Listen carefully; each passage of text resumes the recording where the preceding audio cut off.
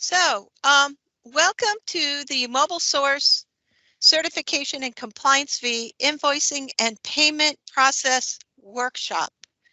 This is the overview training.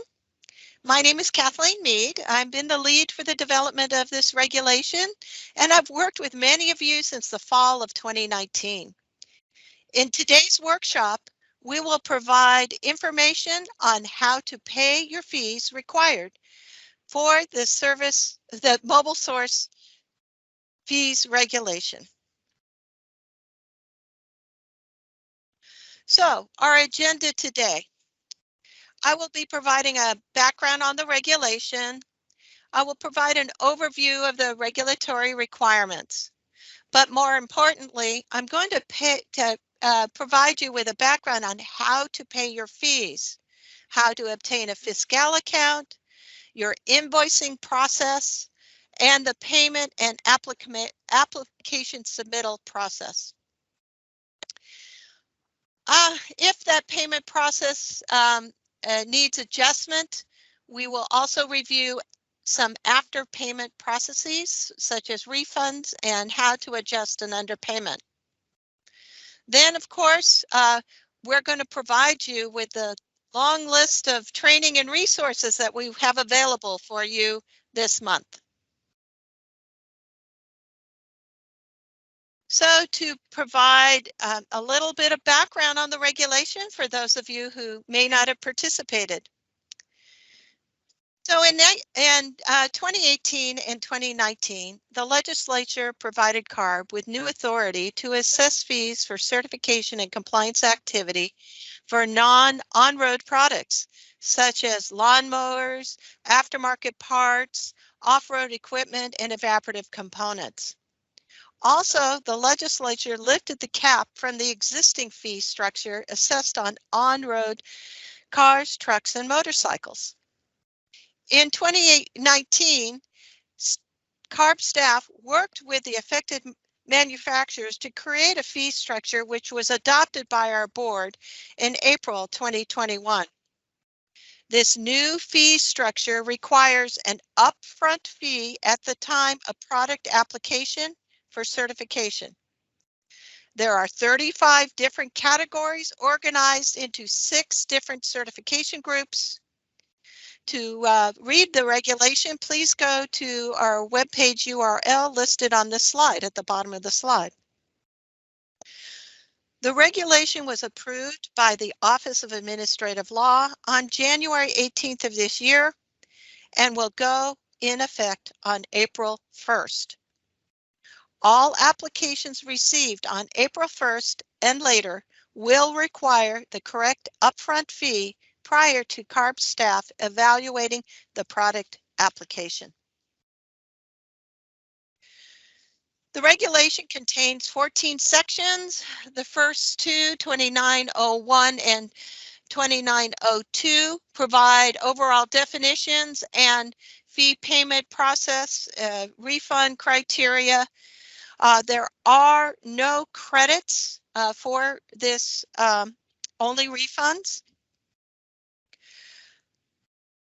The next sections, 2903 through 2904, provides on-road certification group definitions and fees due upon application. 2905 through 2906 provides definitions applicable to the off-road certification group and the fees due upon application. Section 2907 and 2908 provides the definitions applicable to the evaporative and portable fuel containers sections and definitions and fees due upon application. Section 2909 and 2010 provides the definitions for aftermarket parts certification group, which includes applications for exemptions from the California anti-tampering law for experimental permits, alternative fuel retrofits, general aftermarket parts, fuel tanks, and diesel particulate filters. There are the definitions and the fees due upon application. Section 2911 through 2912 provides the definitions applicable to the diesel emission control strategy verification process and locomotive approval. The definitions and fees that are due upon application, and Section 2913 through and 2914 provide the definitions applicable to the at-birth alternative control regulation certification group and the fees due upon application. So to give you a timeline on this initial implementation, this is the timeline of activities that we're going to have for the next month to support your invoicing and fee payment processing. First, we start with today's workshop, which will provide an overview of the invoicing and fee payment process. Next, we will provide recorded focus certification tutorials. These will be available March 14th. These focus tutorials will provide definitions and fee payment processes for each one of the certification groups as defined by the regulation. On the week of March 21st, we will have 4 focused work groups to answer questions and review any outstanding fee invoicing and payment process questions for your focus certification groups. The dates, which will be listed on a slide at the end, will be March 21st from 1 to 3 for diesel emission control strategies and locomotive and at-birth technologies work group. March 22nd from 9 to 11 is the aftermarket parts work group. March 24th from 9 to 11 is the on-road vehicles work group. And March 24th from 1 to 3 will be the off-road and evaporative components work group. Also starting March 21st, to allow for the invoicing and payment processing time, staff will start accepting draft invoices from manufacturers for 23 model year on-road and off-road applications and all other applications that will be received on April 1st. At that time, applications received will require a fee payment before review and processing will begin.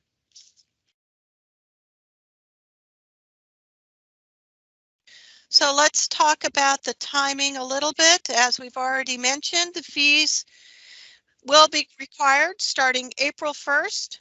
And as previously stated, application reviews start when the correct fee is received for the application type. If your application is received before April 1st and it is deemed incomplete, you will still need to pay a fee if you do not provide the information to make it complete by April 1st. So complete applications received before April 1st, as I say, do not pay a fee. A complete application has all the required pieces required for the application. This is warranty, label, AECD documents, and other documents, which I will provide in some slides coming up. Do consult your certification category application checklist to ensure that you have a complete application. Again, the emphasis here is on the word complete. Make sure you review your application checklist and regulatory requirements, especially if you're going to submit your application before April 1st.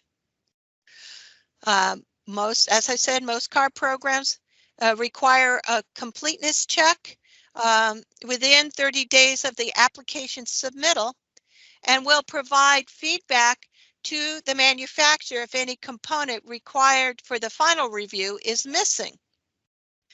So if you have submitted an application sometime in March, You may not get feedback from staff, although we're trying to get these reviewed quickly during this month. You may not receive feedback until 30 days after you've submitted your application. So you may not get an incomplete letter until after April 1st. So it is really important that you check and make sure that all the components in your application are in those applications that have been submitted before April 1st. Oh, I want to go through we've worked with staff, and here are some very common things that are missed for incomplete applications. An incomplete application for on-road and off-road, your warranty statement, emission labels, AEC documents are not submitted for the family. The statement of compliance is not signed by the manufacturer's authorized representative.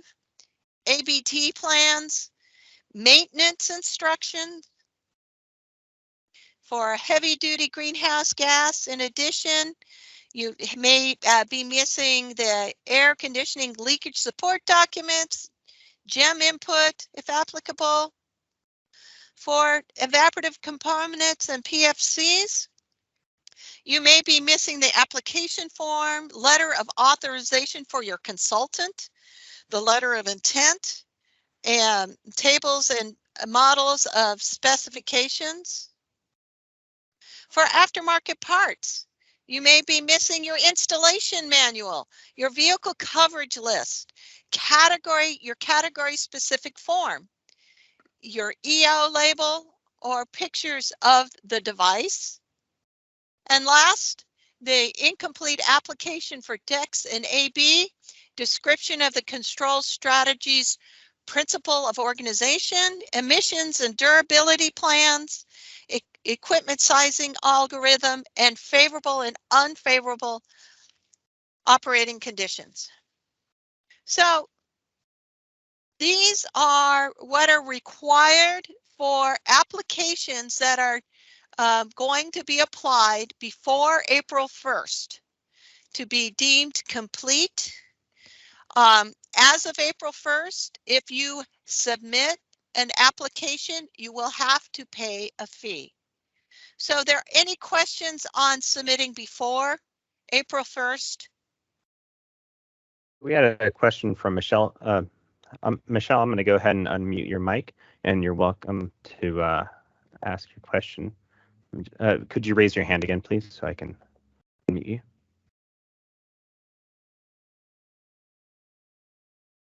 Okay, you're welcome to unmute yourself.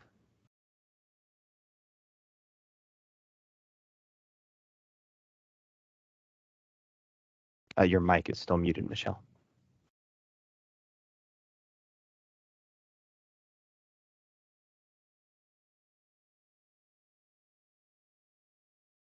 Okay, let's move on. If she has another question, we can get back to it. Sure. All right, so I'm going to unmute Matthew. Go ahead, Matthew, and unmute your mic to ask your question.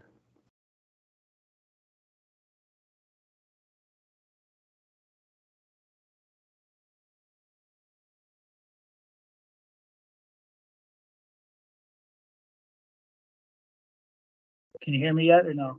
I can hear you now. Go ahead. Okay, so I guess I have two questions. Okay, I think I come back. For the fee payment, how do I prove my fees have been paid? Do I get a receipt? Is that something I would include in the application for an on-road? So that is a very good question. Let me tell you that we are going to go through the entire process. You will not necessarily get a receipt, but please, you will definitely get more information further on in through the workshop. I would like to limit questions to anything that I have reviewed right now. So feel free if you have additional questions. Okay, because then the one other thing I had from the completeness would I get notified via email? Does that come through a DMS notification? How would I know if I'm complete? So I will let, you mentioned DMS, so I will let the OnRoad or OffRoad staff or Jackie to respond to that. The way this is Jackie. The way you get. Can you hear me? Yes. Okay. The way you get notified of completeness has not changed. So you get notified today through an email from your cert rep, and that does not change.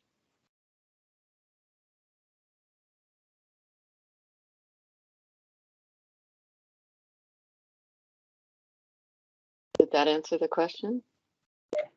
Yeah, I think today we just get an EO and that's how we know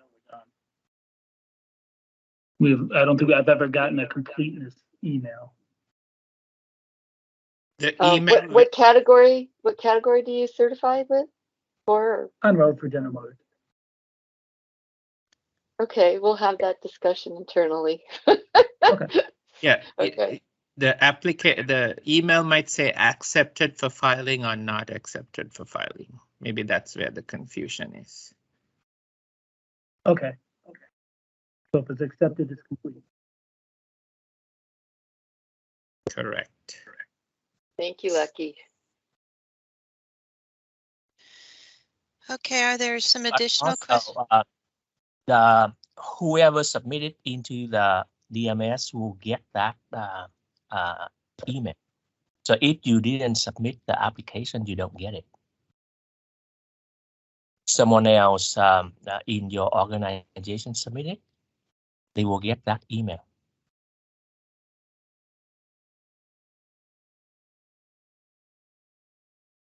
Okay, because Kimber's telling me she doesn't get that email. That's fine.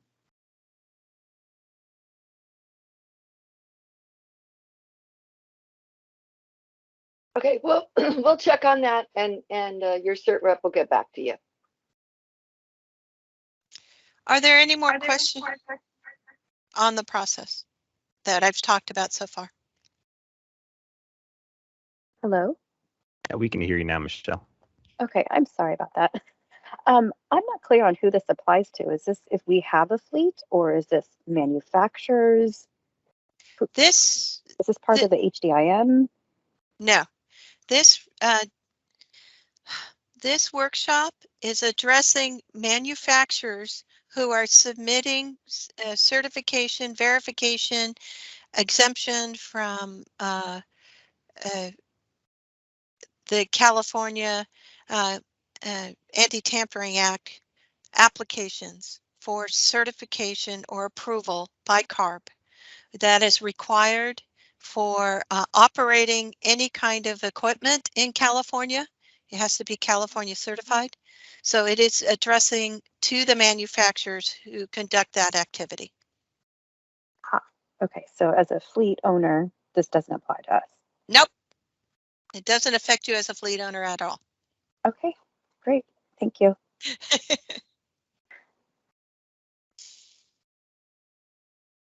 All right, and we have one more question from Luis Hernandez. Luis, I enabled your mic. I'm sorry. Go ahead and unmute yourself.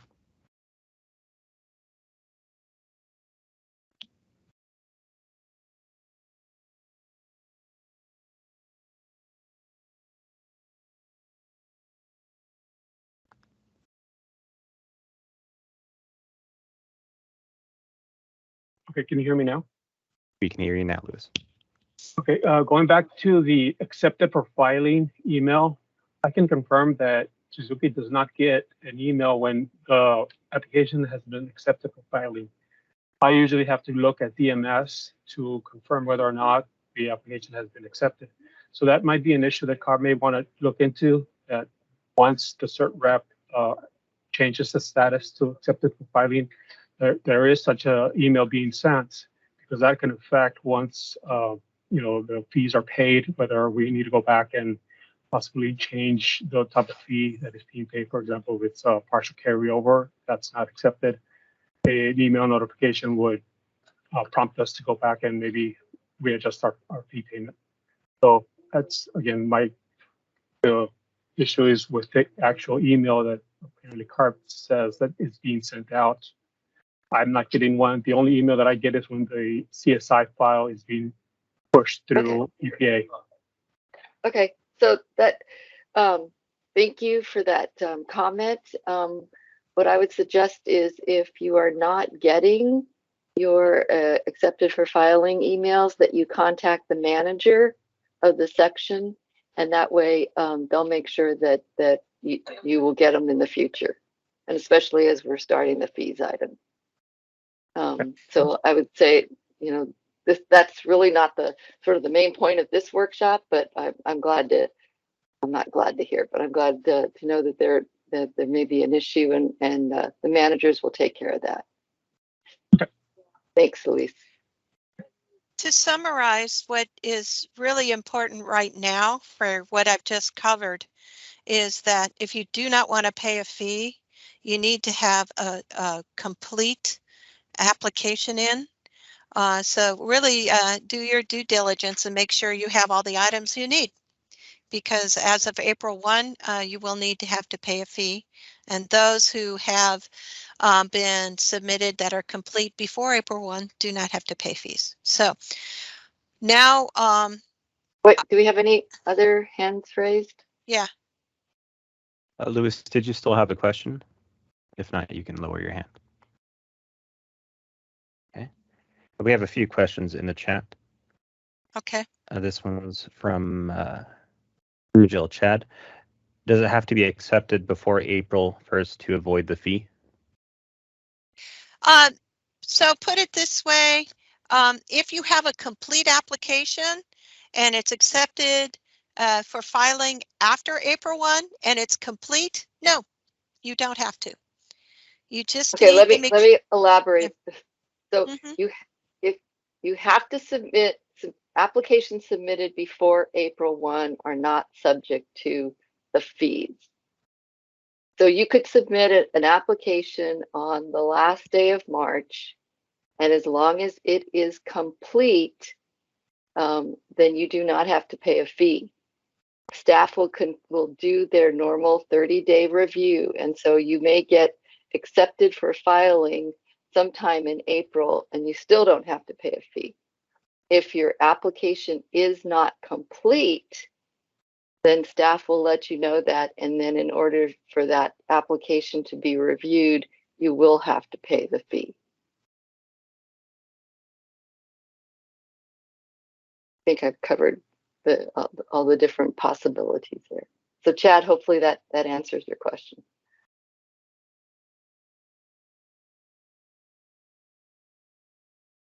Again, we have 2 more hands raised, so I'll unmute Bengyong Lo.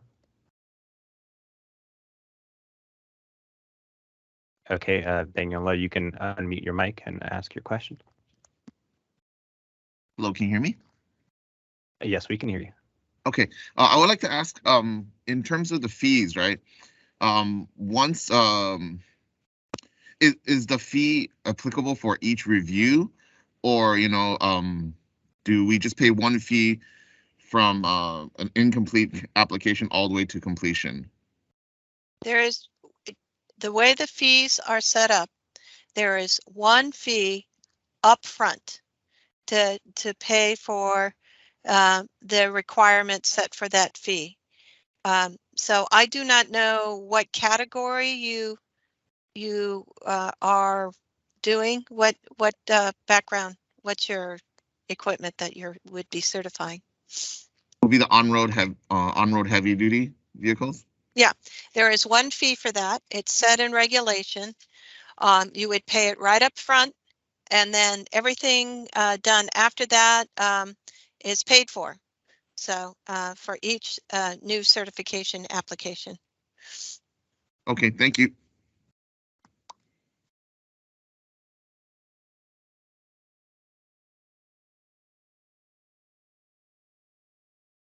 Okay, next we have a question from Farah Georges.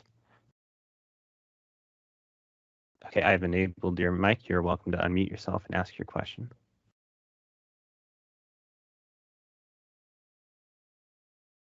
Yes, hello everyone.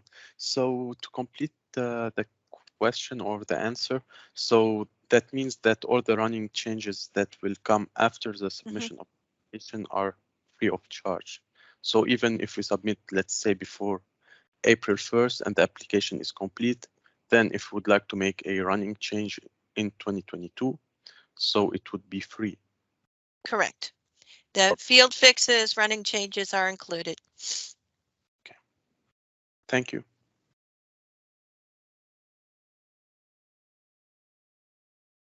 Let me just remind folks that some of the questions are sort of the basic setup of the regulations or of the fees. So some of these questions can certainly be answered if you go back to the regulations that were adopted, and they're on the website. And so they describe what the fees are, what they apply to, how much they are, when you have to pay them, and those kind of things. So today is really just the implementation and not necessarily all the details that I think some of the folks still have. Okay, any more questions, Hussein? Yes, we have 2 more questions. Okay, so 2 more and then we need to move on, yeah. So I'm going to enable group 8. All right, and you're welcome to unmute your mic and ask your question.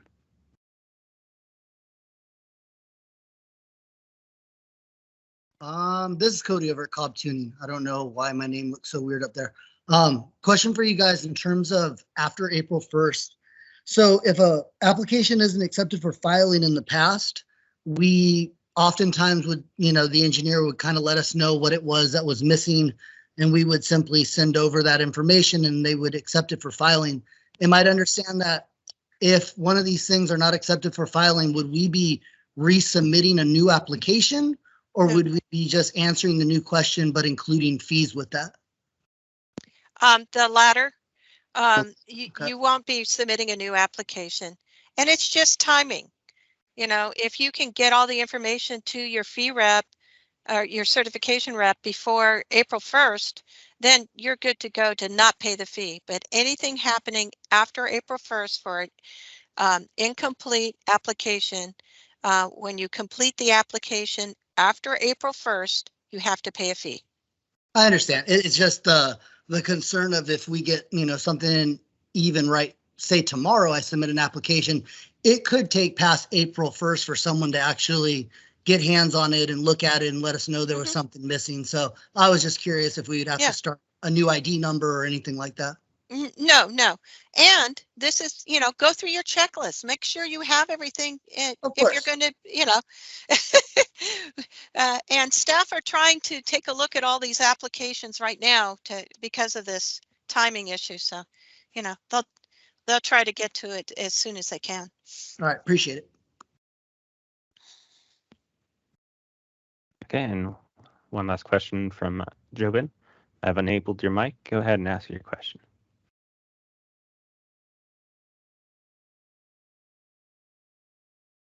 Hi, everyone. I hope you can hear me. The April 1st date, does that apply to all aspects of this? I'm coming from the perspective of diesel emission control strategies for stationary markets. Yes, it does. Okay, thank you very much. Yeah, and we'll be going through the diesel, the DEX information. Thank you. All right. So we're on slide 13. How do I pay my fee? And slide 14 provides you with the overview of the entire invoicing and payment process. And I am going to be detailing out each one of these. On step 1, Fiscal, setting up a Fiscal account will be found on slides 15 through 20 and following up with questions on the Fiscal accounts. Step 2 is generating and getting a final invoice. Those will be found on slides 21 through 50, followed up by question and answers. Step 3, the payment process will be provided on slides 51 through 55, followed up by questions and answers. And step 4, application submittal with the timing of the overview on slides 56 through 59, followed up by questions and answers. So please make sure that you keep your questions focused on the previous slides. So step 1, setting up fiscal accounts. What is Fiscal? Fiscal is Financial Information System for California. It is a statewide accounting system. It was established in July of 2018. And I even have a Fiscal account because I'm a state employee. So when there's a transfer of money between the state of California and an individual, a Fiscal account is established. For the fee program, you need to obtain a Fiscal account for the company paying the bill. This is not for subdivisions or contractors. It is for where the money is coming from to pay the fee. You will need to establish a Fiscal account number to start your invoicing process. So who has existing Fiscal accounts? Well, the accounts are in existence already for the OnRoad manufacturers who've been paying fees for July 1, 2018. And additionally, we have created Fiscal accounts for manufacturers across all of these categories who have been certifying with us for the last few years. You may have been in communication with staff or with Jackie Lorenko to set up these Fiscal accounts. Jackie has been coordinating with a lot of the OnRoad manufacturers who do certification across multiple category groups, certification category groups. And so if you do not have your Fiscal number already from these communications, please go talk to your point of contact for payment within your company. They may have the Fiscal account or other people in your company. If you cannot find that Fiscal account number, please send an email to your CARB certification contact to try to look up your Fiscal account number that we may have created for you. You can do this starting March 21st when you start up your draft invoices. You don't need a Fiscal number right away. You only need it when you start to apply, about 2 weeks prior to applying for your application for product certification. So after contacting staff, you may find out that there is no account number and you will need to get an account number. So how do you get a Fiscal new account? These are for new fee payers who have never had a Fiscal account. So the process is you email fees@arb.ca.gov. And by the way, we're on slide 19 for those that are on the phone. Put in the subject line of that email, and this is critical, MS Fees New Fiscal Account Request. Also include in the body of the email, and this needs to be the name of the company paying the fee, the manufacturer's complete name. If there's a DBA, feel free to include that. The name of the company paying the fees, mailing address, including the country. The point of contact for payment problems. This is not the cert engineer unless you deal with the payment problems. This is the internal person to deal with payment problems, their contact name, title, phone number, and email. Also in the body of the email, please include your certification group type, and you will definitely know what those are by the end of this presentation.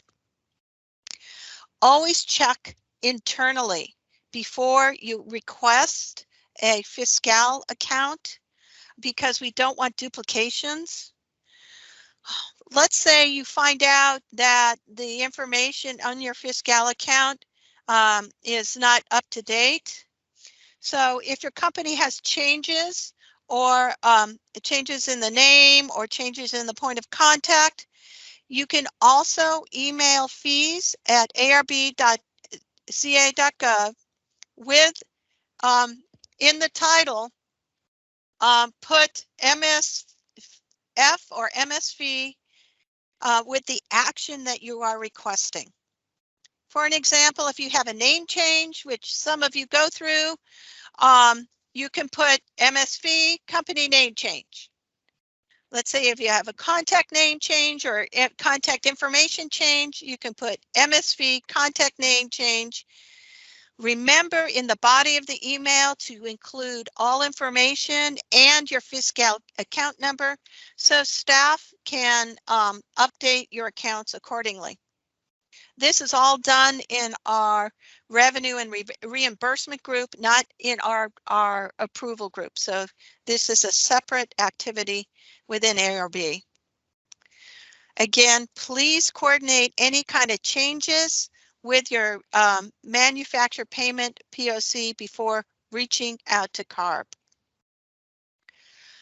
Is there any questions regarding fiscal accounts? So we have a question from Peter. I'm going to enable your mic. Your mic's been enabled, so go ahead and unmute yourself and ask your question. Thank you. This is Peter Tridy from SEMA. Kathleen, you mentioned in the previous slide that manufacturers should register for a fiscal account. Can an organization like SEMA have a fiscal account and make payments on behalf of our clients? I do not think so. I think the money the fiscal account, from what I understand, needs to come. The fiscal account needs to be based on where the money actually comes from. You're the middleman, so unless you're actually paying for their certification, you cannot. I guess I don't understand that distinction. I mean, if we have the account and we're making the payment, aren't we paying for it? I mean, no, because the money's coming from the person that you're servicing, you're providing the service to. You aren't paying it for them. I mean, you're physically paying it for them, but they are paying you to pay them. Pay us, excuse me. And you're saying that that's not allowed? Correct. Thank you. And Peter, feel free to call us after this training to talk more about that, but I'm pretty sure you cannot do that. I will. Thank you. And like Kathleen said, Peter, we have built or established fiscal accounts for most of the aftermarket manufacturers that have been submitting applications in the last couple of years.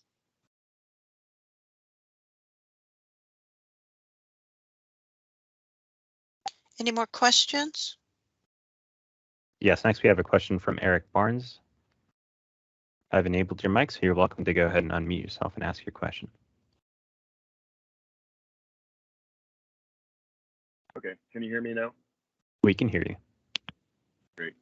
So, excuse me if I misunderstood what you were saying, Kathleen, but some manufacturers who submit applications for multiple categories may have multiple points of contact for, at least at this present time, for cert fee payments. So if your system is looking for one person to be that point of contact, that could create some communication issues or issues within the company. Is there a way for multiple contacts to be associated with that Fiscal account? So there's an opportunity to put a couple of contact names. That is not the problem. Just be aware that the contact is only used if there is a problem with the payment, your check bounces or something like that. It does not have anything to do with the certification communication between multiple products. Does that help? Yes. Okay. Because those folks should go to their point of contact to get the Fiscal account number. Right, right. Some companies may have the person actually submitting the application pay the fee. Well, they can. Let's say that I know people use a credit card, and which would be very expensive, but they can actually pay the fee. But you just need the Fiscal number when you do the payment or for the invoice. So we will walk through this. The point of contact is only if there's a payment issue at the end of the process. Right. Okay. Thank you.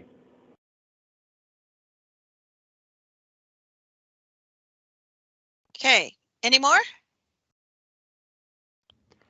There aren't any more questions. Great. So I'm moving on to slide 21. So before we dive into the process of paying fees, I wanted to do some naming conventions that are used solely for this workshop and communicating activities that need to be done for fees. So for paying fees. So here is some terms that we will be using. First, we have certification groups. Each certification group reflects OnRoad, OffRoad, etc.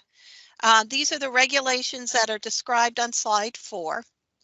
The term certification is only a term that we are using in the presentation and the fees process.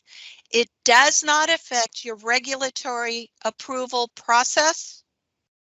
Under the term certification, we also include aftermarket part exemption processes, DEX verification. So please don't confuse the terms of an exemption process or an approval process or a verification with us using the term certification. Organizationally, each certification group reflects a body of regulations that will be submitted using the same draft invoice. So a certification group is equivalent to the draft invoice form. Next are category types. The regulation has 35 different category types, and these are broken down into each of the certification groups. So each certification group has a sublist of category types that address a unique set of regulatory requirements. These are the requirements that you see when you submit an application. So we have category group, category types within the category group, and now we have fee types, which is the list of fee amounts is for each fee that is based on workload, company size, and technology that was determined in the regulatory process for each category type. Each category type has from 1 to 5 different fee types. So I just wanted to clarify some language. It's certification group, which is the form. Each form has unique set of category types, and each category type has a subset of fee types. And we'll be going through this as we go through our invoicing process. Now we're starting on slide 22. The invoicing process is a very critical process to make your payment. It is crucial to do it accurately so that there's no delays in processing your payment and the result in delays to delaying the application review.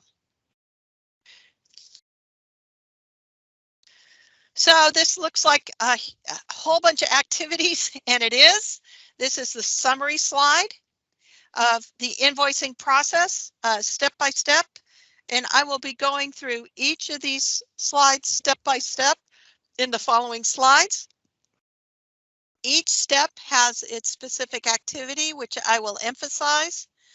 If not done correctly, can delay your payment and as a result, delay your processing.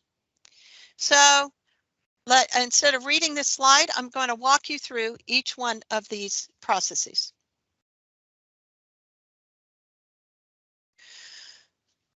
The first step is to go to our mobile source certification and compliance fee regulation meetings and workshop website. As you can see in the circle here, we have access to draft invoice forms that are listed on the bottom there. The first step is to find your draft invoice form applicable to your certification group. The certification groups are shown on this slide. The OnRoad, and when you do communication about OnRoad, use the abbreviation ON, and so on and so forth for the rest of these categories. Each one of these has a separate form. You cannot mix and match forms. For an example, you will need to use the correct certification form for the group that you are certifying for. One example would be motorcycles, which is really, they have both on-road motorcycles and off-road motorcycles. Let's say you're submitting an application for an on-road motorcycle and one for an off-road motorcycle. You need to put one application on the on-road invoice form and one application in the off-road invoice form. Now I'll provide a quick overview on how to create a form or an invoice, draft invoice. We're going to have all of these draft invoices available, hopefully close of business of March 18th, so it's readily available for you starting March 21st. You will need to completely fill out the appropriate certification group draft invoice selected. Any kind of missing information will lead to delays, and as a result will delay your application. So we want to make sure that these forms are filled out correctly. Again, do not mix groups. Let me show you filling out the actual group form. And we're on slide 29 for those following on the phone. So your draft invoice has three general areas that I will be talking about. The upper portion is your company information. The middle portion is the specific application information. As you can see, you can put multiple applications for that certification category group on one form. And then your attestation and total due. So first, I want to start with your company information. So first, do not fill in the area that is highlighted for the invoice number or the invoice date. This is for CARB use. We will fill in those numbers for you, that information for you, and create a final invoice that we will be sending back to you. So please do not fill those in. Now, this is where I want to make a distinction between fiscal account and application. Make sure that when you fill out, do the complete company name, address, contact name, contact information associated with the applications in these rows here. Not the fiscal account, but the applications. This is to ensure that when we get your application, that the information matches up. Do use your fiscal account provided from the company who is paying your bill. Make sure that you get the correct account number. Be aware that the parent company name and address and POC may be different from your application information. Do not put the fiscal contact information, put your application information in there.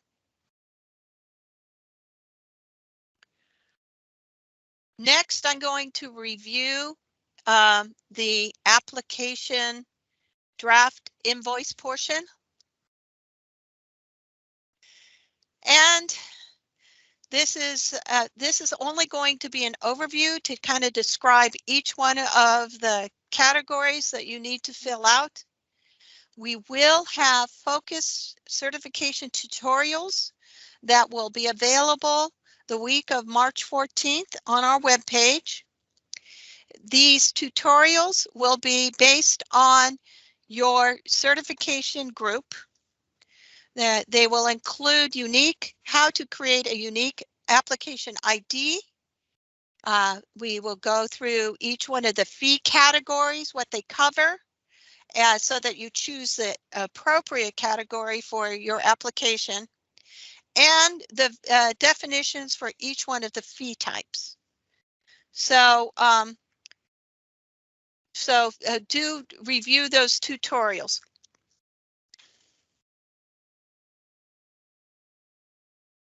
So I'm on slide 34 for those of you listening in on the phone.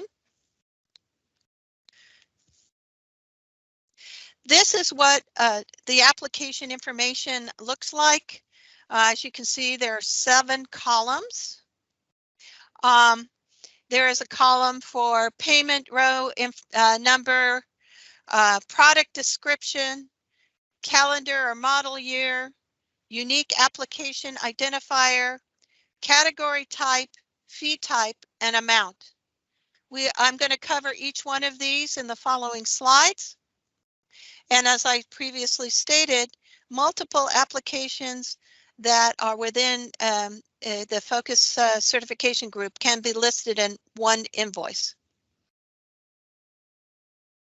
But make sure that you only have one application per line. Now I'm going to go through the descriptions of each one of the headers in column 2 and column 3. Column 2 has the product description or file name. This is an aftermarket parts example. OnRoad will have file name in the header. Use the file name or brief description that is associated with the specific application that you will be submitting to CARB. And this is where your focus tutorial will give you instructions on what to include in the product description. For model year or calendar year, you need to choose the appropriate, whether you have a model year certification or if you have a type of certification that you only apply by calendar year, you will have maybe a drop-down box on some of the forms.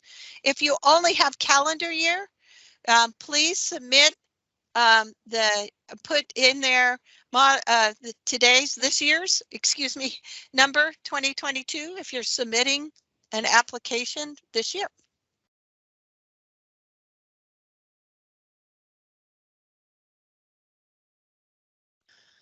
Column 4.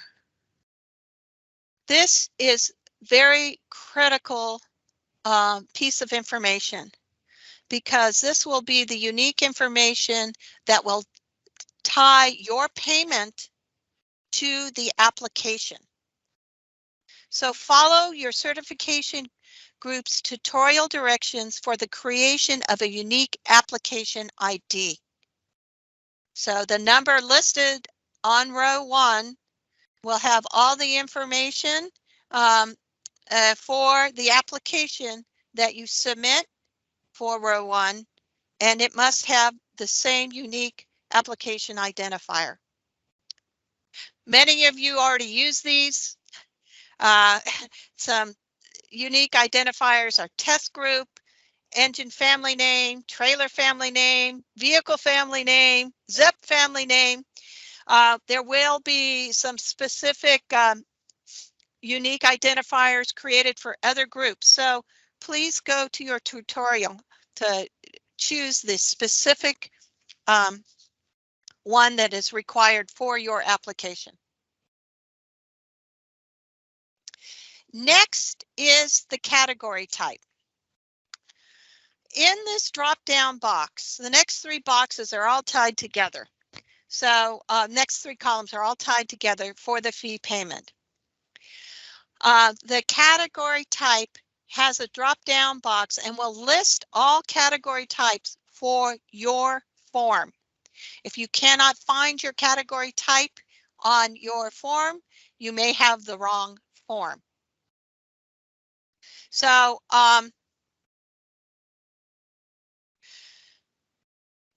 each one of these category types will be described in detail in your tutorials, but so that you know which category types are associated with each certification group. I'm going from slide 37 to a series of slides. Slide 38 shows the OnRoad certification group. These are the category types found on the draft OnRoad invoice. The OnRoad certification group category type and fee type definitions and fees can be found in section 2903 and section 2904. Going to slide 39. These are the category types found in the OffRoad draft invoice form. The OffRoad certification category type and fee definitions and fees are found in the section 2905 and 2906. Going to slide 40. These are the category types found on the evaporative component and portable fuel container certification group. The certification group category type and fee type definitions and fees are found in section 2907 and 2908. On slide 41, these are the category types found in the aftermarket part draft invoice. The aftermarket part certification group category type and fee type definitions and fees are found in section 2909, excuse me, and 2910. On slide 42, these are the category types listed in the diesel emission control strategy draft invoice. The DEC certification group category type and fee definitions, along with the fees, are found in section 2911 and 2912.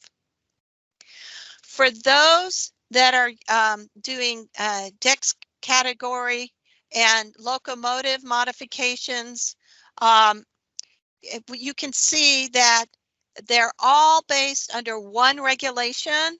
So the fee categories themselves are based on regulatory activity. You know, your preliminary application, final, in-use testing. You don't have a category by product. It is listed by regulatory activity. On slide 43, this is the at birth draft invoice category types. Again, these category type and fee type definitions and fees are found in section 2913 and 2914. And like the DEX category group, these categories are based on regulatory activity, not equipment. So once you find your category type, you select that category type, and then what happens is you click right of the box and you get your choice of fee types. There are 1 to 5 fee types per category type. All of them, almost all of them have base fee and applicable lower cost fees. This is where you want to make sure that you choose the right fee, because be aware that delays in processing of your application will occur if your application doesn't qualify for the fee that you chose. Base fee is standard for most applications, and we'll go through those criteria in your focused tutorial groups. Once you select a fee, the fee amount is tied to your category type and the applicable fee type. The fee is based through the regulatory development process on workload for each fee type, and this cell will autofill.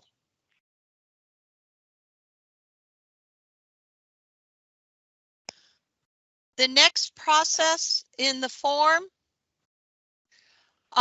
is the total due.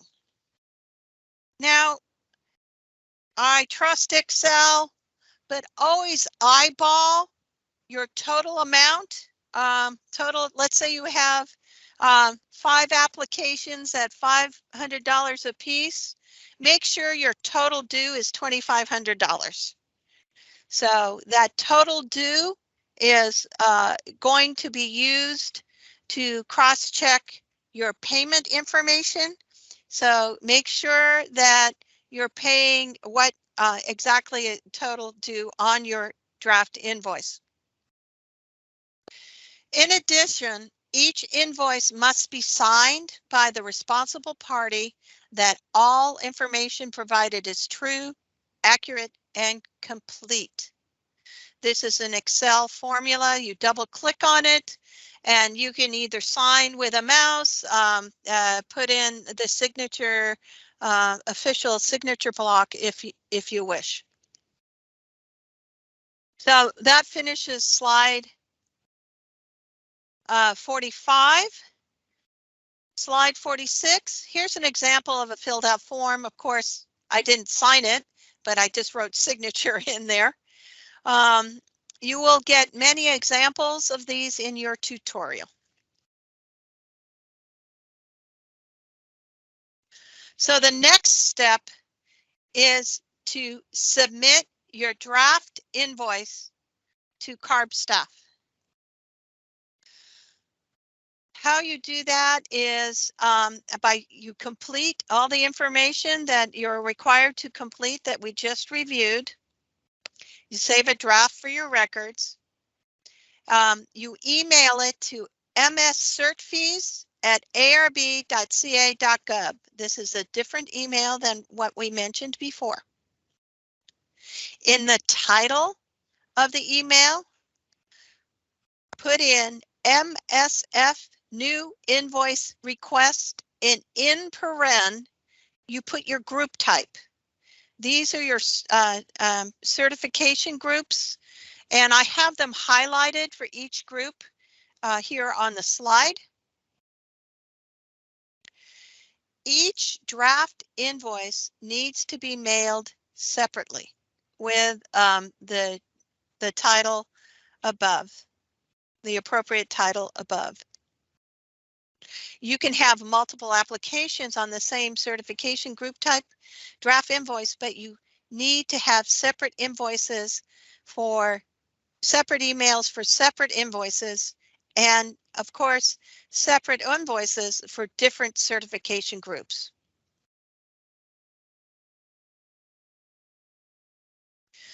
So then what happens is CARB staff will review your email and your draft invoice for completeness.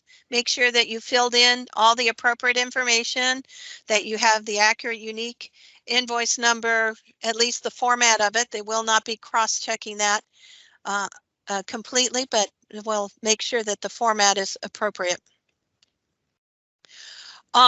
If your draft invoice is deemed complete, well, and I don't like to say deemed complete, but if it appears to be complete, CARB staff will add a unique invoice number and the invoice date to the form, and this will turn your draft into the final invoice.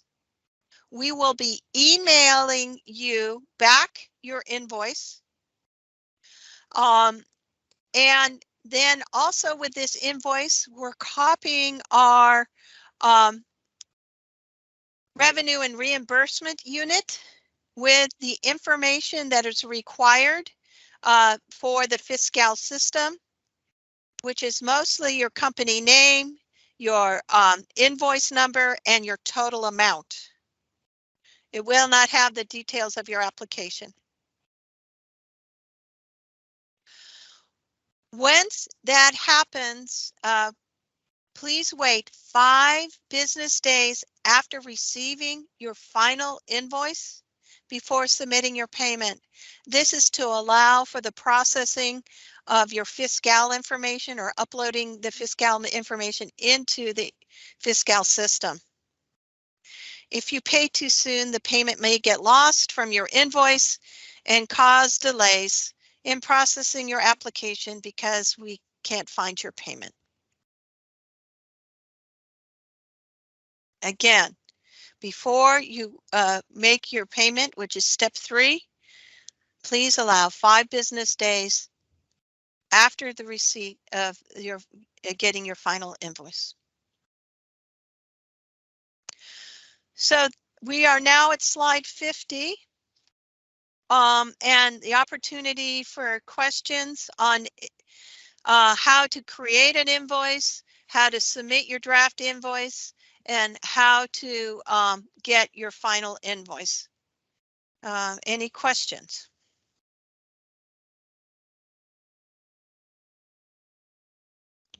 We have no, sorry, we had somebody raise their hand and lower it real fast. Okay. So we have a question from Balish. I'm going to enable your mic. Okay, you're welcome to unmute yourself and ask your question.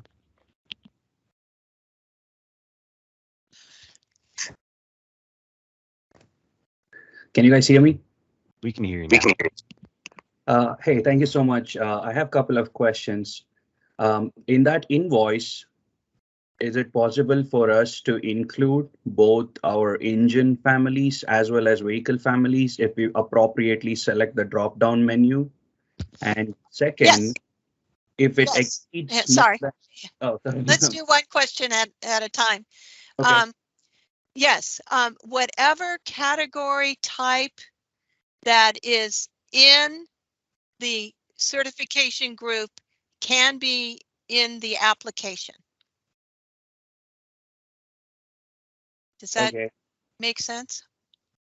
So I mean, we are the manufacturer. We manufacture both engines and vehicles. So yeah, so here's your category types for the OnRoad certification group. If you're going to be submitting a light duty vehicle test group and a heavy duty CI engine, both of those can be on the same form. Okay. Okay.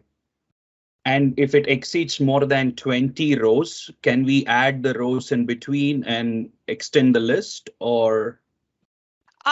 You know, I would reach out. Oops, sorry. Reach out, Byron. You're on the phone, and we've talked about adding rows, but is there any concern for them adding rows? They can't. I think the form is locked down, isn't it? That is correct. So if you have something that exceeds the amount of rows on the form, then we request you to submit a separate form. Okay. Okay, thank you.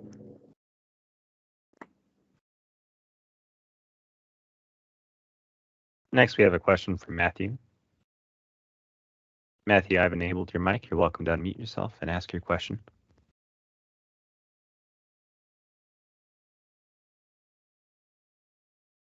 Okay, so I had a couple of questions.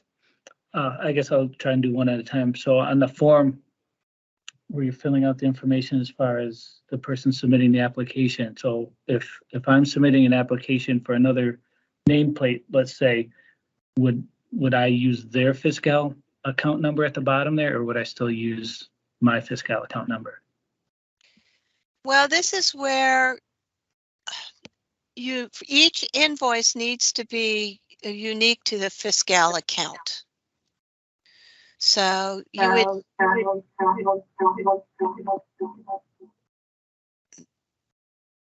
there's a lot of feedback. So you would need to if you have a separate fiscal account, you would need to do a separate invoice. Okay, so if I'm the one sending it to the bottom, how do I fiscal account? I'm sorry, I can't. You are distorted. If I would sign on at the bottom of the form, how do I sign for someone else's fiscal? I'm not hearing you clearly because there's a lot of feedback. So. Let me try this. I'm trying another microphone. Oh, good. Perfect. Perfect. Is that better? Yes. It's better. Okay. So if I'm the certifying agent and I'm certifying, another nameplate, and am I supposed to use their fiscal account for their nameplate? And if so, if I'm the one signing at the bottom of the form, how do I sign for someone else's fiscal account number? That's okay. Are you a consultant? No. So you are certifying for the company that you represent. Okay. Matthew, maybe it's just doing a example. If the company you represent, but you also have a kind of subsidiary wholly owned, are you referring to that? And no, there is a separate account for that subsidiary. No, that wouldn't be the thing. I guess I'll ask that question directly offline. Then I guess my other question would be, who reviews the draft invoice and determines the fee type? Is that done by the cert rep? That is so. For all of these, the information that you provide for each application needs to represent the appropriate fee. And that if you have certification reps in your company that are making that determination, then yes, it would not be the cert reps on our side initially. We have guidance, and you've been provided guidance, especially in the tutorials, as to the limitations for each one of the fee types. If this is a new application, it's probably going to be a base fee, unless you qualify for very specific low cost fee types. So most likely it's base fee. I understand the fee structure. I'm just trying to figure out who makes that determination. So if I pick partial carryover, I know what's in my application. Is the person on the other side for this on-road application that's reviewing it, can they look at it and determine if it is a partial or if it's a base or if it's complete carryover? And they make that determination without seeing the data. That's all. Right. That will happen during your 30-day review. So Kathleen, let's answer it in an invoice perspective. Yeah. So the folks who are reviewing the invoice will not make a judgment about your application, about whether it's carryover or not. They are just going to be making sure that you have filled out the forms completely, and then they will give you the numbers and make that invoice final.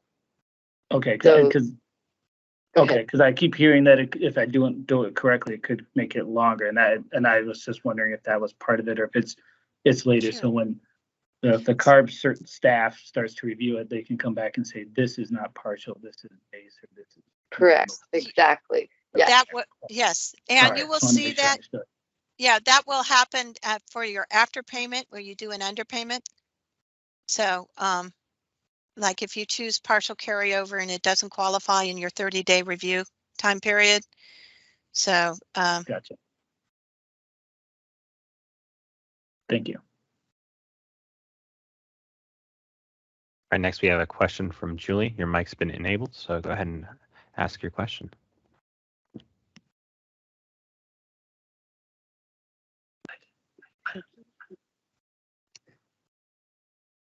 Hello? We can hear you now, Julie. Okay, perfect. So my question is in regards to after we receive our final invoice, I understand that we are to wait 5 business days before submitting our invoice payment. I was wondering, is there any notification that we would receive to confirm that our invoice has been submitted into the fiscal system, or is it just we automatically assume after 5 business days that we can go ahead and proceed? Automatically assume you will not be notified. That we've worked with our RRU unit, and this is guaranteed that they will have all the information in after 5 days. Okay, great. Thank you. In reality, they may actually have it in within 1 or 2, but they didn't want to commit to that just because of their workload fluctuations. Okay, next we have a question from Manoj. Go ahead and unmute your mic and ask your question. Yeah, this is Manoj from Packard. So for us, we will be submitting engine certification, fees, vehicle certification, within vehicle also diesel vehicle, electric vehicle, and zero emission powertrain. So altogether, I think 20 rows will not be sufficient for us. So you mentioned that we have to use another form. So will that create a separate invoice number for separate form? Yes. Is there any possibility we can have, because our management may like to make one payment for all category in one invoice? I do not believe that that is possible. The way we have the system set up, but go ahead, Jackie. Oh, I was just going to say that at this time, unfortunately, it's a manual process, and so it's set up that way. In later this year, it should be electronic, and that's a good idea that we can pass on to our contractor to suggest that there be some flexibility there. But right now, we just can't. Okay. Yeah, and one more question. During entire this process, is there any help desk if we come across with any problem or any difficulties?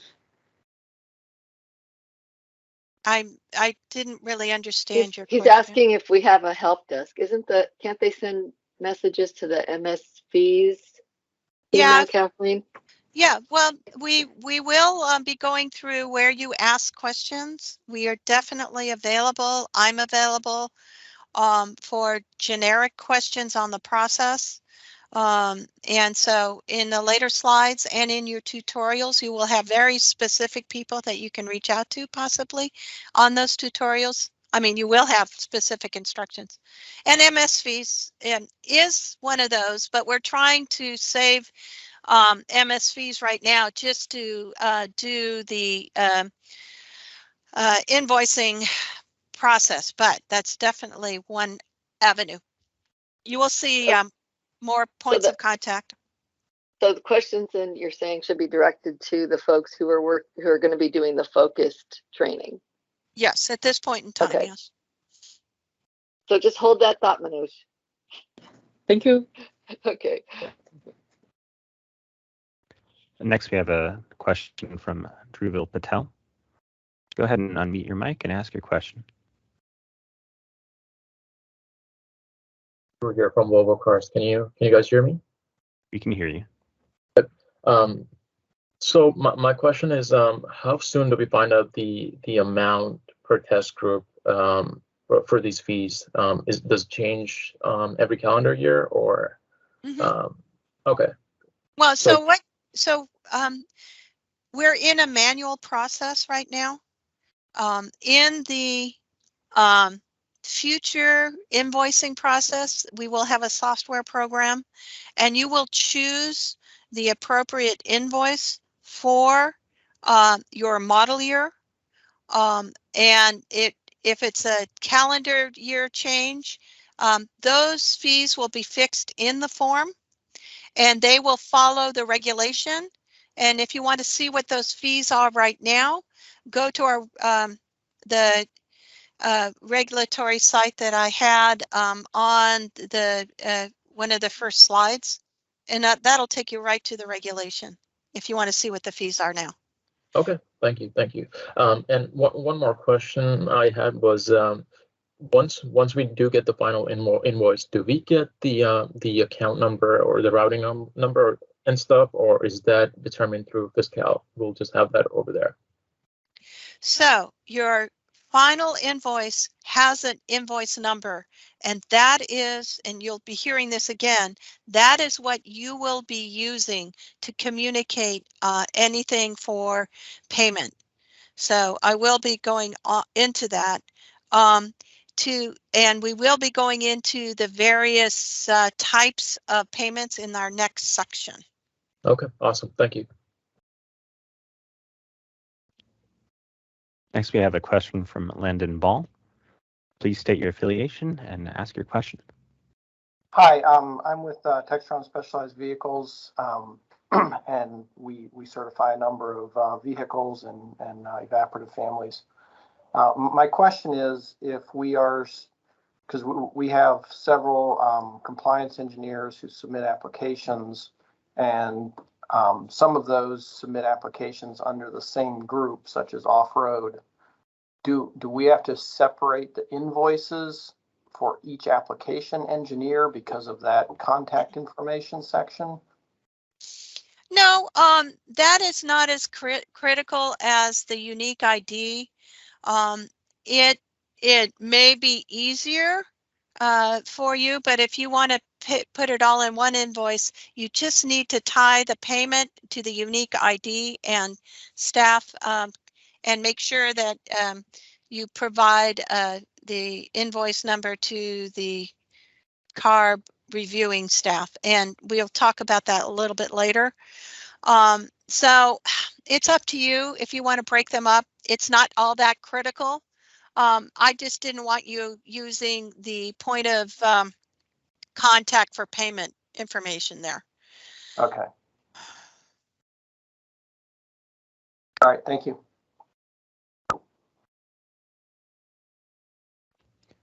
Okay, the next question we have is from Group 8. Please state your name, affiliation, and ask your question.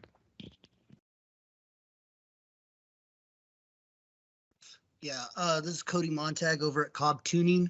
I just had a question in terms of, so I understand we are submitting the application and resolving all the fees. We're going to wait 5 days to make our payment. You guys might cover this in the future, but where does after the fees are received by you guys, is that when we submit our packet for review, or can that be done beforehand? I just don't understand where the packet falls into all this. Actually, you can submit the application at the same time that you do the invoice. It just won't be worked on until the payment is confirmed. You know, it is two different parallel processes that are coming together. But feel free to submit your application, but you may want to wait a little bit, a couple of days, so it's not too far behind the payment process. Are we going to get anything from you guys letting us know when the payment's gone through? No. No. What you will get is information that your your application review is complete and moving forward to the processing. If you're on OnRoad and OffRoad, we had a pretty big discussion about that earlier. So what will happen is your application will be moved forward on. If it's Kathleen, aren't we covering this in upcoming slides? Sort of, not really, not to that Okay. detail. Okay. So we'll talk about timing and stuff in next slides, but you won't get notification. What will happen is your application will start getting processed. So more or less, when we see an accepted for filing, that should be a cue that the fee side has gone through and we're good to go. Yep, that's it. That is exactly it. Okay, thank you. Okay, we have two more questions left. The next question is from Farah Georges. Please state your affiliation and ask your question. And you're able to unmute yourself now. Hello, this is George Farah from Liber Machine Bull from the off-road section. So I had just one question about eCert. Will introduction of eCert in the future change the invoice system, or will it stay the same? So the invoicing is separate from eCert, but you will find out that you will need to submit some information to eCert or DMS. But this system currently is manual, and we hope in the near future this year we will have automated this process. The payment process will remain the same, but in the next 2 years that will be updated. So just to give you a feel for timing of changes. Okay, thank you. Okay, we have one more question from Scott Bollinger. Okay, I've unmuted your mic. You're welcome to unmute your mic and ask your question. Hello, thanks for taking my question, and I apologize if this is already covered. For model year 23 applications after April 1st, I understand this new payment process is required. What about model year 22 running changes after April 1st? Don't have to worry about them. Model year 22 is not covered in this fee structure. Okay. Thank you. Nor any running changes need to require a fee payment. It's upfront with your initial application.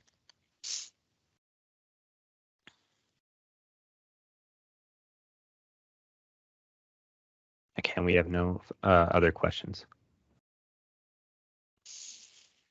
All right, you have received your final invoice. We're at slide 51. Now we are due step 3, the payment process. Going to slide 52. So we are using the existing payment process to make a payment.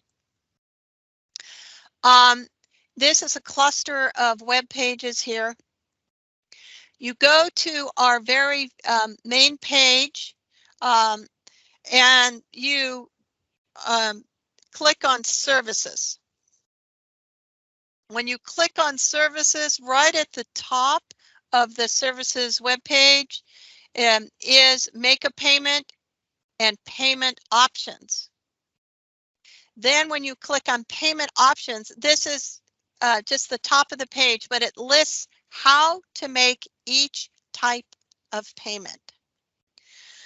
And so what is required for your payment is your final invoice number and your total payment on your final invoice that you will need to communicate through your payment method, which is credit card, check, or wire transfer.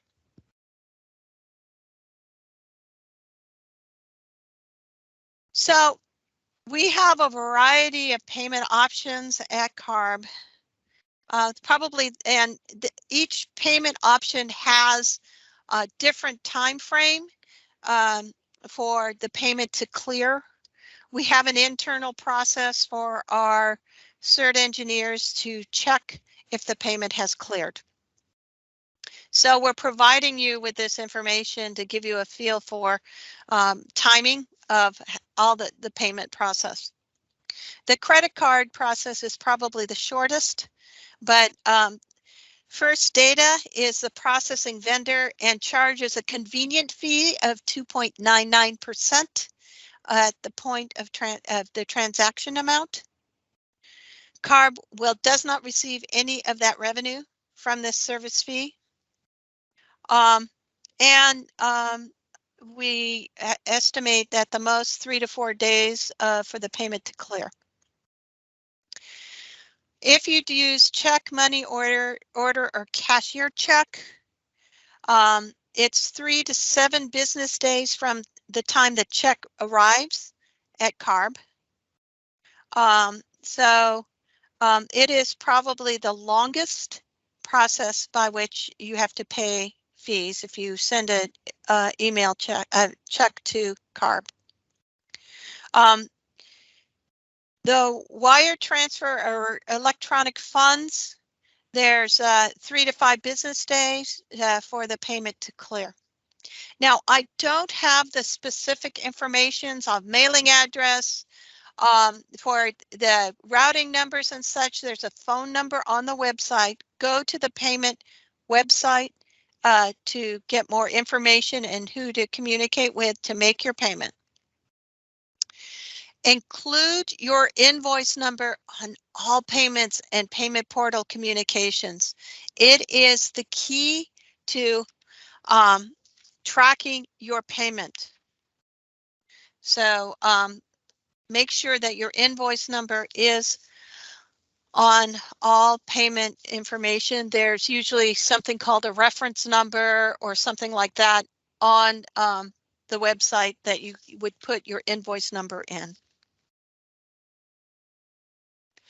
So after you make your payment and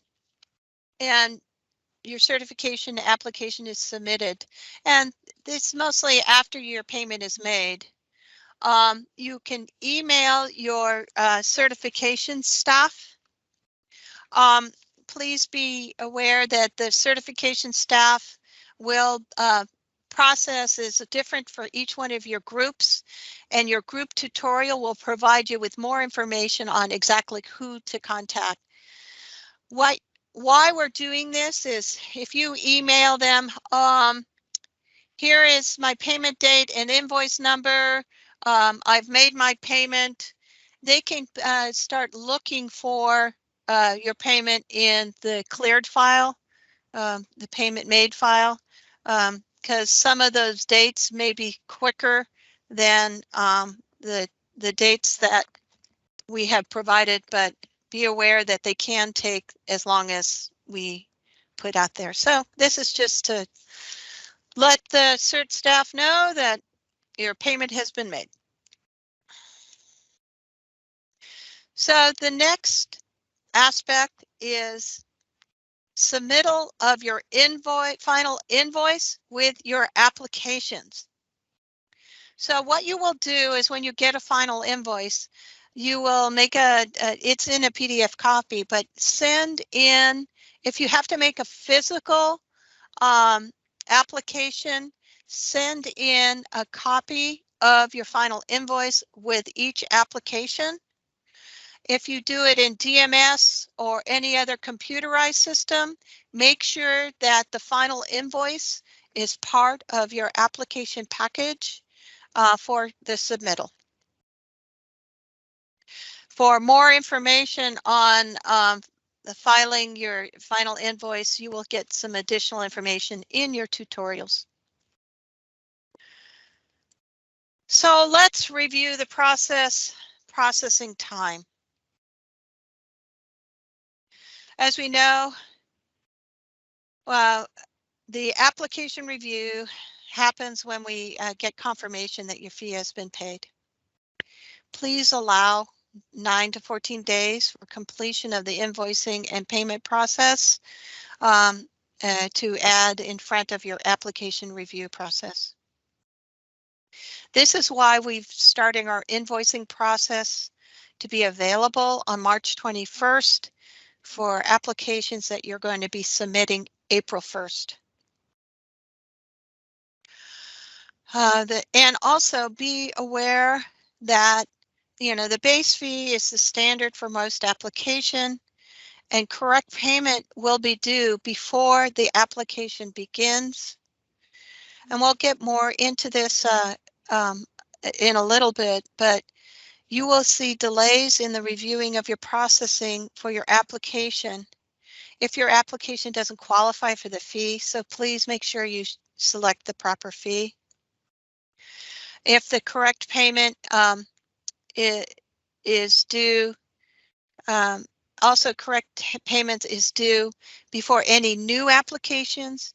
If you exceed volume discounts in previous applications. So be aware that providing the correct fee is essential in processing your application submittal. So we got this fun little graphic to kind of show you the steps and the potential timing of it all. So you, as the manufacturer, submit our draft invoice that has all the appropriate information in there. If you don't have all the appropriate information in there, you will get an email back of what is needed, and you need to resubmit your draft email, your draft invoice. CARB reviews that draft and creates a final invoice with your unique invoice number on it and date. This should happen within 1 day, but we want to make sure, just in case workload, that you give us 2 days to process those. CARB will send you the final invoice, and in addition, we'll be copying our internal revenue and reimbursement unit to input the information into Fiscal.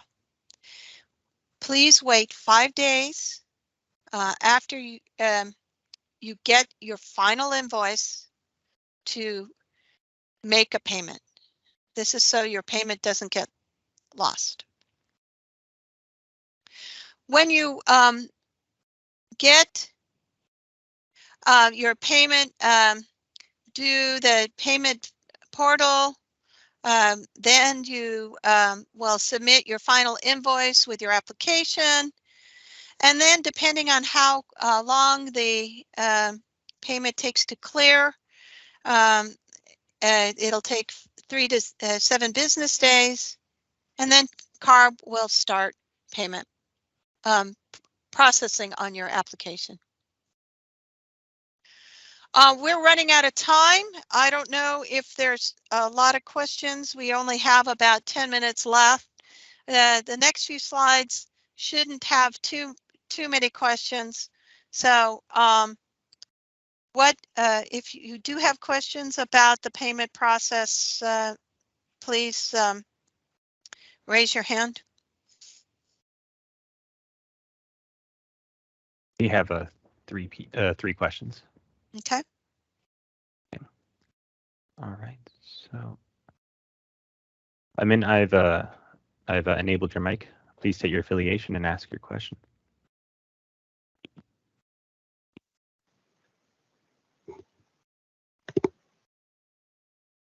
Do you hear me? We can hear you now. Okay, thank you, Hussein. So I'm Talguma from BRP. Kathleen, I have a question regarding the payment options, and especially for the credit card one. I know that in the past we had some difficulties doing these payments from a foreign country or with a credit card from a foreign country. So with that process, is it something that is fixed? I don't know. Has it been fixed? We have requested a few times. I don't know if you've gone in recently. Yeah, we did not. I think the last time we used the wire transfer, but we never succeeded to do credit card payment, especially for the zip code issue. Right. We're very aware of this issue and we are trying to get it corrected. We have not had a response from our accounting group yet, but we are continually asking them to correct it. So we're trying. Thank you for feedback. Okay, the next question we have is from Balesh. Go ahead and state your affiliation and ask your question. Hi, this is Suman Balesh from Volvo Group. You mentioned about including the invoice in the form of PDF with the applications. So earlier you mentioned that we can combine the engine and the vehicle information in the invoice document that we submit. So if there is one document, one invoice number associated with both engine and vehicle, can we submit the same PDF in multiple certification submissions? Sure. Yeah, what you want to do is make sure that your application, the invoice with the application, let me see, excuse me, the invoice with the payment information for your application is included with your application. So I don't know how DMS works and such, but there are folders that you would put associated with your application and you would put a copy in there. So for every vehicle and engine family folder that we create, should we upload this document or can we use it common? Oh. Yeah, I would bring that up at the focus workshop, and then those folks will tell you exactly how to submit it. Okay, thank you. Okay, sure. The next question we have is from Mike Riley. Please state your affiliation and ask your question. Mike Riley with TTI. Just a quick question on the fiscal account. I haven't, my category is really new to the fees program. So should I just go ahead and request a new fiscal account for the 2023 model year? Well, you can give me a call and we'll see if you're on the list already. Okay. What company are you with? TTI. Okay. Tectronic Industries North America. Yep. So actually, Jackie might be able to look you up. So what? Just send me a note. I'll let you know. All right. Thank you. So let me just, as a general comment, I don't want everybody sending me emails for their account number, but if you've submitted an application in the last couple of years, we have built you a fiscal account. Yeah. And we have a questions in the chat if we have time. This question is from Lisa Miller. She writes, can we submit the invoice payment for all model year applications at one time? For example, pay in January 23 for all 24 models. Yes, you can you can pay up front. We in the next section we do have an option for refunds for where no applications are received. So yes. And so it right now only open for this invoicing process is model 23 model years. So you did mention model year 24. We do not have that form up yet. So if you are applying for model year 24, please contact your OnRoad group, and we can make an appropriate form for you for model year 24. But we are still working only on model year 23.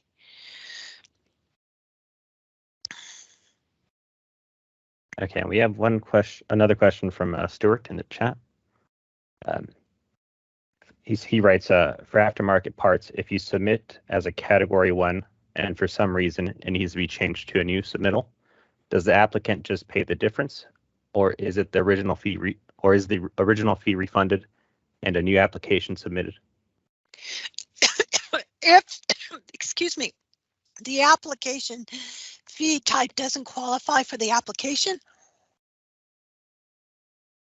excuse me, there is a process to do the difference in the fee, which I'm going to be talking about in the next section. And we are trying to minimize refunds, but if you like withdrawing the complete application and putting in a whole new application, then we can do a refund given the criteria, it meets the criteria. So as I said, we're going to be talking about that after the payment process. Okay, and that was our last question. We have no further questions. Okay, let me get through the next couple of slides. So after the payment process, we have refunds and underpayments. So first, let me talk to you quickly about refunds. So this is the language that's in the regulation. If you decide to withdraw an application between 0 and 15 days from receipt of payment, or if you get communication that your payment is inaccurate and 15 days from that date, you can get 100% a refund of your fee. If you pay a cert fee, like the one question had upfront, and you never submit an application, you get 100% of the fee back. Withdrawal of the application between 16 to 45 days from submittal of payment, or when you've been notified the payment is not appropriate, you get 50% of your fee back. Any withdrawal from 46 days or more calendar days, you don't get any refund. The refund process will be done in conjunction with your certification rep. There is a paper process that we need to fill out and submit to our accounting folks for repayment. So this would be a case-by-case basis, and you'll need to work directly with your assigned certification staff. So what happens if you have the wrong fee type? We've heard a couple of these. There's a couple of situations. During the 30-day review, the application doesn't match the fee type. Therefore, there's an underpayment. At the end of the year production, you may have produced more than the fee allows, is another aspect. The timing of these, you would get notification within 30 days of the payment, and you would get an incomplete application letter. And for reference for refunds, that date of the incomplete application letter would start the time clock for your 0 to 15 days and etc.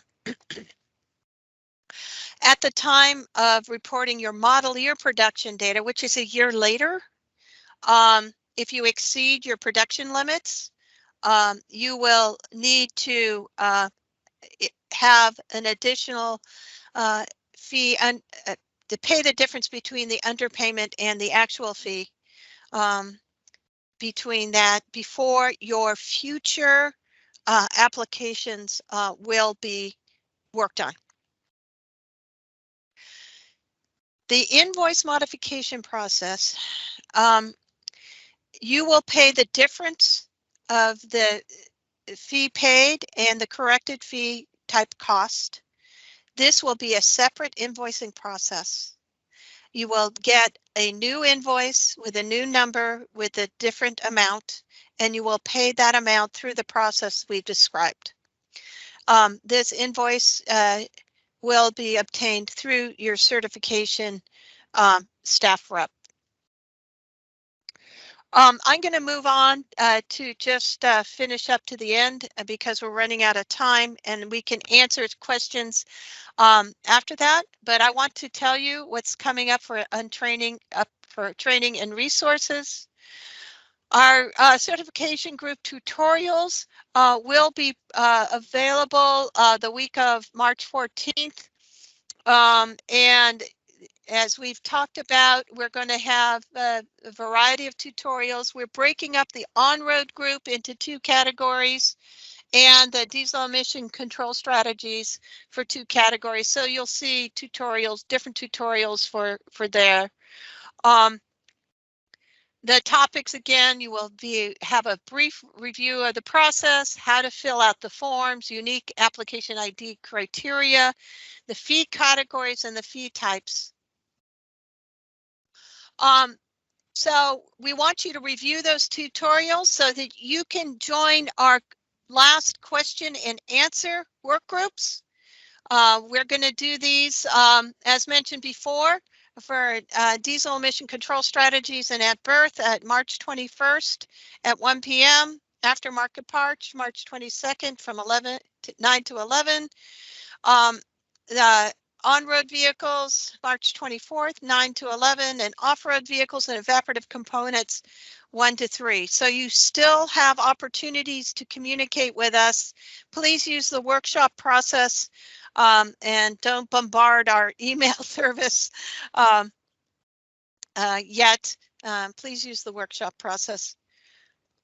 You will be able to get all the information. We will have step-by-step process by the week of the 14th. And all of these information right here will be uploaded. So now we're at the end of our session, but I do want to get any last questions before we either stop recording or allow people to take off, so there won't be any more information provided. So any more questions? We have a question from Eric Barnes. I've enabled your mic. Please state your affiliation and ask your question. Hi, Eric Barnes, Motorcycle Industry Council. Could you go back to the slide where it had, we're talking about refunds? Sure. I have to figure out how to do it. Right. Oops, there we go. Next, or a little bit, the next one back. Oh, wait, no, that's it. So, yeah. I'm thinking about, the last 2, withdraw of application. The calendar is based on date of receipt of payment. And if you're talking about someone who batch pays well in advance of their intended application date, you could easily blow through that 16 to 45 days.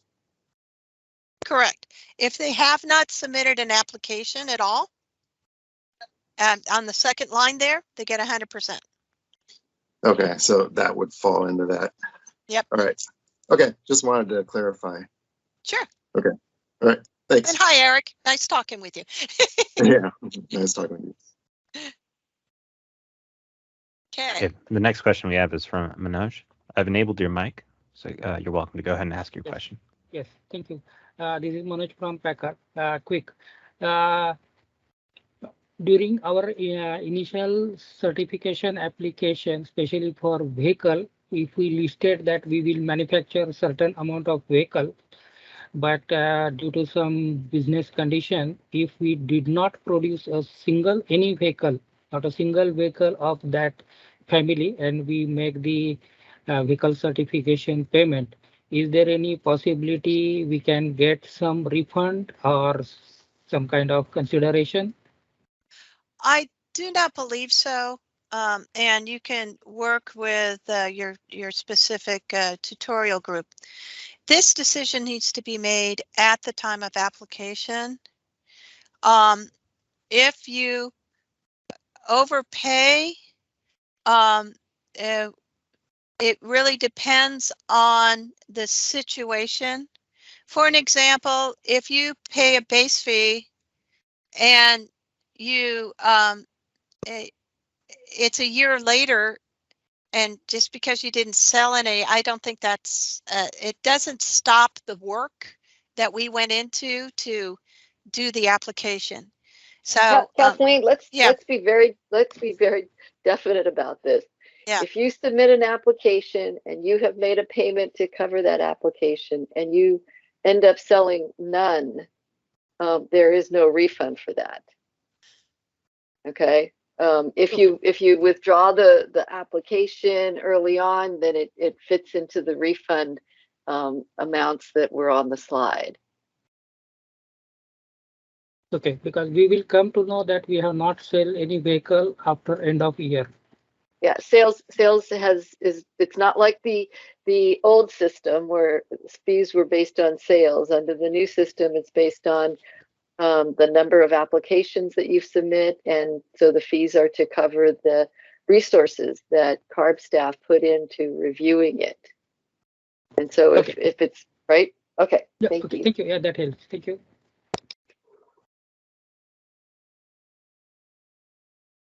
Okay, that was our last question. There's at least one in the chat. I saw Luis had a question. I'm not sure I know understand the question.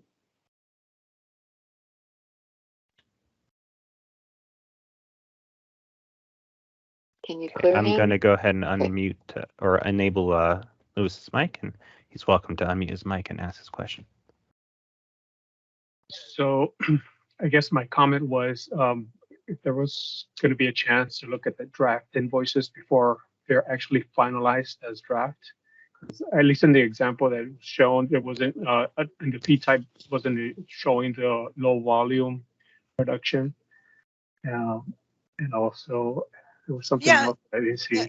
All the draft invoices have been created, and in your focus groups, we're going to walk through every single one of these categories. I just took snapshots, just a general overview. So, right. Yeah, I was just hoping the invoice, it's correct once we start using it, and it's not missing any information that we need to kind of use before submitting it. it has the information we need to process. Hopefully, there's hey, we might make mistakes, but right. That's why I was saying if it can be shared with the industry to make sure that everything looks good. We've got it down. Okay. But Kath, so the invoices will be the draft invoice will be on the website, so they can pull it, they can download it, they can look at it, and before they submit it, right? Oh, of course, yeah. Yeah. Those so you'll will have be, that. Yeah, you'll have them posted next week. Not a secret. We will have it up. Yeah, and if you find an error, please tell us, because we will change it.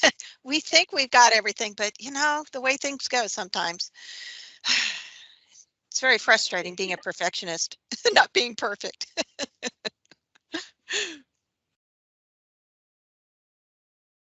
Any other questions? Okay, we have a question from John Ganchart. I'm going to enable his mic. Okay, John, you're welcome to unmute your mic and ask your question. Yeah, this is John Ganscher with Hyundai Kia. Is this presentation available online, this that you just did?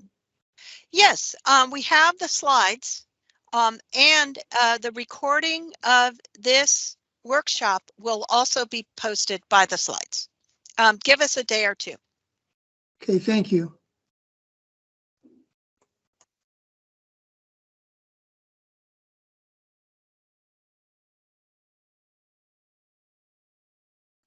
Okay, that was our last question here. Oh, wonderful. And it was a perfect question because that's what I was going to end up. Thank you all for participating.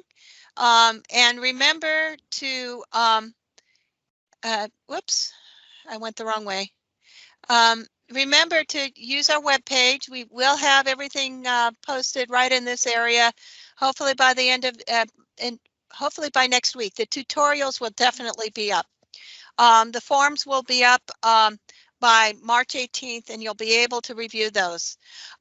This particular workshop has been recorded and will be posted down. You can't see it, but will be posted on our workshop site. So with that, thank you all for your time and have a great day.